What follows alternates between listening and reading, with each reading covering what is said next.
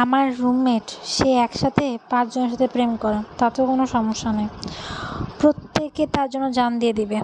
প্রত্যেকবার যখন তার ধরা পড়ে সে এমন কান্নাকাটি করে, ছেলেরা তো সন্দেহ তো দূরেই থাক, উল্টো তার কাছ থেকে মাপ চায়। হ্যাঁ, মিমের সবগুলো বয়ফ্রেন্ডের কাছে আমার নাম্বার দেওয়া।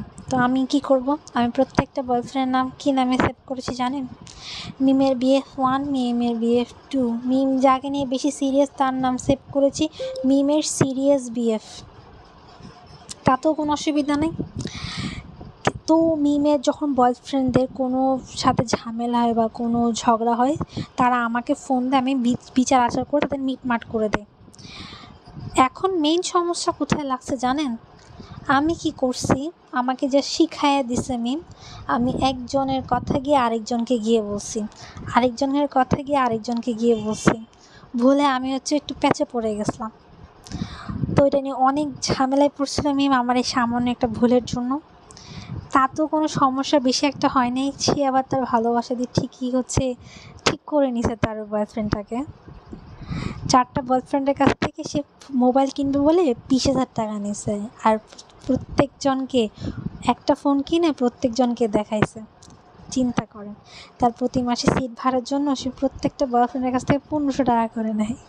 আর তার প্রত্যেক টাকা বিকাশে যখন আসে, সব টাকা আমার বিকাশে আসে, কারণ তার বয়স এখন অনেক কম, তার এখন বিকাশ ইউজ করার বয়স হয়নি। তো যার কারণে আমি এখন বর্তমানে বিকাশে গোল্ডেন ইউজার হয়ে গিয়েছি।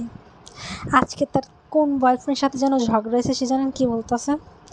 আমি অনেক লয়াল, এত লয়াল হয়ে কী লাভ হয়েছে?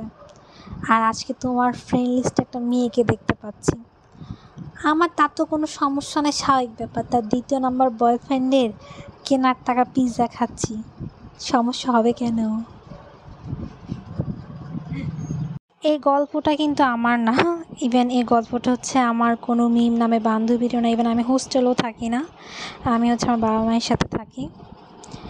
এই গল্পটা অনেক ইন্টারেস্টিং লেগেছিল আমার, আমি একটা পেজে পেয়েছিলাম। বাট এই গল্পটা বাস্তব জীবনে আমি অনেক দেখি, অনেক শুনি, তাই ভাবলাম যে তোমাদের সাথে শেয়ার করি। বাস্তব জীবনে কিন্তু এমনই হয়।